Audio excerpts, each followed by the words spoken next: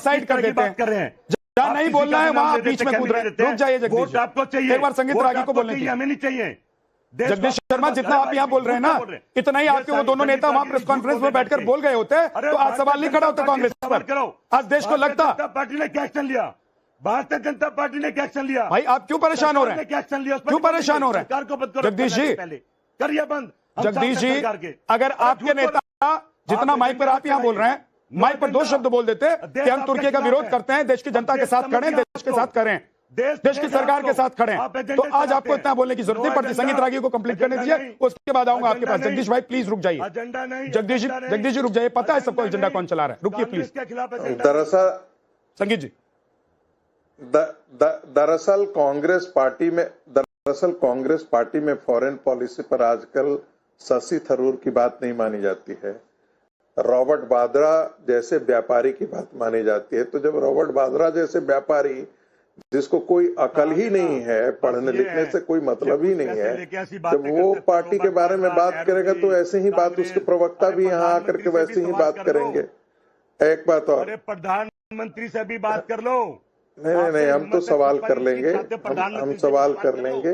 देखिए कांग्रेस पार्टी, प्रधानमंत्री आपकी क्या औकात है, सवाल करेंगे आप तो एजेंडे के नहीं, आप सवाल करो प्रधानमंत्री क्यों नहीं तुर्की का विरोध कर रहे हैं, बताइए।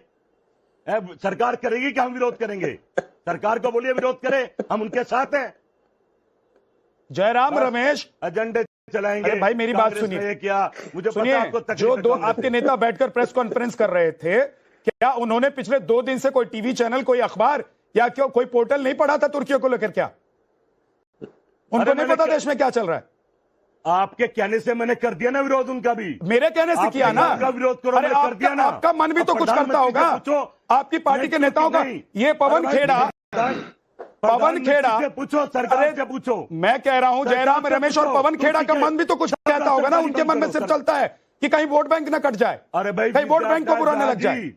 अरे झा साहब, मोदी जी से पूछो कब तुर्की का विरोध करेंगे, पूछे मोदी जी से। उन्होंने बता दिया है, पूरी दुनिया को कान खोल के सुन लेना चाहिए था आप लोगों को भी, पूरी दुनिया को बता दिया है। क्या बता दिया है? उन्होंने बता दिया है कि हम आतंकवाद के खिलाफ हैं, आतंकवाद को बर्दाश्त नहीं करेंगे, और देश कोई भी हो, जमीन कोई भी हो, अगर वो आतंक के साथ खड़ा है तो हम उसको आतंकी मानेंगे। बहुत क्लियर कह दिया है। आप लोग अगर सोते हैं जब प्रधानमंत्री बोलते हैं तो दिक्कत आपकी है, ये प्रधानमंत्री और देश की दिक्कत नहीं है। हम गोली 1 मिनट रुक जाइए, मारेंगे। गजेंद्र भारद्वाज कुछ बोलना चाहते हैं। गजेंद्र जी, बहुत तैयार खड़ी थी पीओ के लेने के लिए, पीओ के लेने के लिए।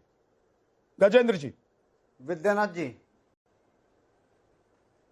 हाँ विद्यानाथ जी, निश्चित तौर पर भारतीय सेना ने जिस तरीके से पाकिस्तान के घर में घुसकर 100 किलोमीटर अंदर जाकर पाकिस्तान को के अंदर जाकर आतंकवादी शिविर नष्ट करे, पाकिस्तान में 100 से ज्यादा आतंकवादी मारे गए, 9 आतंकवादी जो शिविर थे उनको डिस्ट्रॉय करा। इस देश की सेना को हमारा लाख लाख सैल्यूट। और निश्चित तौर पर पाकिस्तान जैसे देश जहां से आतंकवाद की फैक्ट्री चलती है, जो पूरी दुनिया में आतंकवाद को सप्लाई करता, आतंकवाद का सबसे बड़ा कोई सप्लायर है तो पाकिस्तान देते हैं। सबसे ट्रेड बंद कर दो। हमारी तो ये मांग है। जल्दी से उसके बाद विद्यानाथ जी, दरअसल कमजोर कांग्रेस से निकली हुई कमजोर आम आदमी पार्टी के प्रवक्ता को बताइए कि ये कमजोर भारत नहीं, सशक्त भारत है, मजबूत भारत है।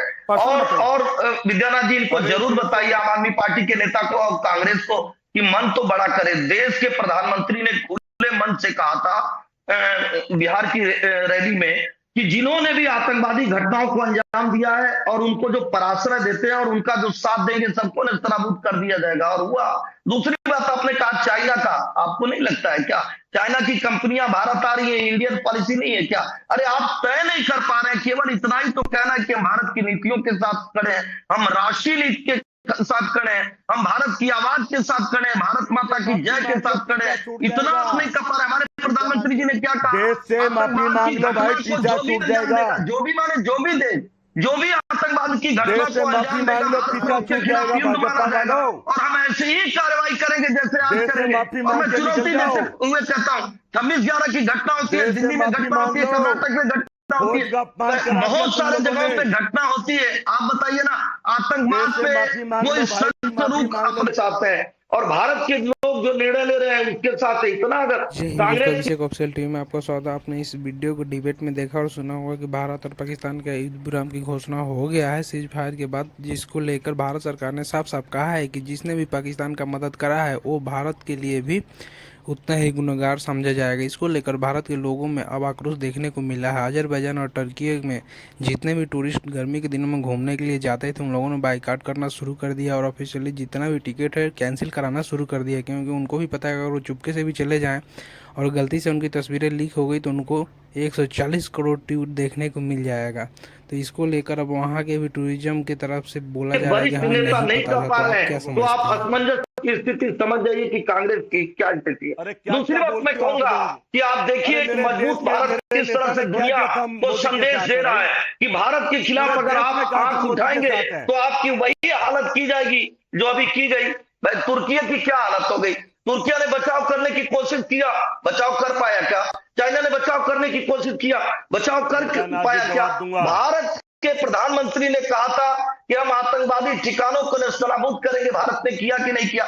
इसके पहले कभी भी अगर इस तरह से आतंकवाद पे अगर रुक रहा हो भारत का तो आप स्पष्ट करिए। चौथी बात मैं कहूंगा, अरे विद्यानाथ जी, कांग्रेस साफ साफ कह देना कि हम भारत के साथ खड़े नहीं है। ठीक है, आप कहते हैं जल्दी से 30 सेकंड में जगदीश शर्मा आप जवाब देना चाहते हैं, जवाब दीजिए जल्दी से 30 सेकंड में, बाकी मैं आपके पास जाऊंगा। मैं जगदीश शर्मा प्लीज जवाब देखिए भारतीय जनता पार्टी के हालात पूरा देश समझ रहा है। पूरे देश ने कहा, राहुल गांधी ने कहा मोदी जी के साथ है, फिर भी पीओके नहीं ले पाए। अरे भाई क्या कहना चाहते हो आप लोग? हमने कहा था मोदी जी के साथ है, पीओके लो, आर पार की लड़ाई लड़ो, आर पार की लड़ाई लड़ो, बदला लो। अरे लड़ाई सिर्फ पीओके की है, आतंक की लड़ाई नहीं है क्या? और आतंक की लड़ाई है। पूरा देश अगर कह रहा है कि हम उन देशों का विरोध करेंगे, एक मिनट रुक जाइए, एसएन सिंह आप भी रुक जाइए और जगदीश शर्मा आप भी रुक जाइए। अगर पूरा देश कह रहा है कि हमको तुर्की नहीं जाना है घूमने, व्यापारी कह रहे हैं कि हमको नहीं करना है व्यापार, देश कह रहा है कि भाई हम तुर्की से अपना संबंध नहीं रखेंगे, क्योंकि तुर्की ने पाकिस्तान का उस वक्त साथ दिया जब हिंदुस्तान आतंक के खिलाफ लड़ाई लड़ रहा था, जब ऑपरेशन चला रहा था। सर, शैलेंद्र सर, क्या इसमें कोई किसी को कंफ्यूजन होना चाहिए? और अगर आपसे अचानक ही कोई राह चलते भी सवाल पूछ लेता है कि क्या तुर्की के साथ आज आप खड़े हैं या नहीं खड़े हैं, तो क्या आप बोलेंगे कि विद्यानाथ झा से पूछ लीजिए या बीजेपी से पूछ लीजिए, या आप अपना जवाब बताएंगे? जैसे जगदीश शर्मा कह रहे हैं कि नेताओं का विरोध वो कर रहे हैं, लेकिन कांग्रेस के जो शीर्ष नेता हैं जो तय करते हैं सब कुछ, क्या उनको कंफ्यूजन है या जानबूझकर वो कंफ्यूजन क्रिएट कर रहे हैं? जय हिंद, नमस्कार। मैं आपको सिर्फ एक ही बात बोल पाऊंगा कि मैंने हमेशा अपने फौज में ये सोचा था कि आप सब पॉलिटिशियंस जो हो उनमें हमसे ज्यादा काबिलियत है, देश के लिए ज्यादा जज्बा है, इसीलिए हम आप वहां हैं जहां आप सरकार चलाते हैं और हम आपके साथ खड़े होते हैं। बात आ रही थी अभी आपके यहाँ पर कि पहले कहा गया कि कुछ नहीं कर रहे। देखिए, कुछ करने के लिए जो समय लगता है वो फौज अपने हिसाब से डिसाइड करती है। अगर हमें 14 दिन लगे तभी आप देख पा रहे हैं कि किस तरीके से वन साइडेड वॉर हमने आपको 4 दिन के अंदर दिखाई है। ये 14 दिन का तैयारी होती है जिसको कि आप देखते हैं कि एक रिजल्ट में बदलती है। उससे भी बड़ी बात यह है कि पीओके क्यों नहीं लिया।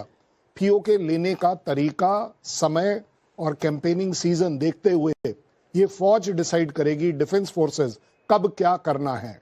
देयर आर टाइम्स, तो वो वाली बात है ना कि सैम मानेकशॉ ने बोला था ना इंदिरा गांधी को कि नहीं, हम अभी नहीं करेंगे, हम मुझे 3 महीने दीजिए उसके बाद करेंगे, और आप देखते हैं क्या शानदार जीत है। सो इस लड़ाई में मत पड़िए। ज्यादा बड़ी बात यह है कि अगर पार्लियामेंट में आप लोगों ने सबने मिलकर सरकार का साथ देने की बात करी तो उसके बाद एक नई बात नजर नहीं आनी चाहिए, चाहे वो किसी भी नेता से हो, किसी भी अभिनेता से हो। ज्यादा बड़ी बात यह कि क्या मांग आया है।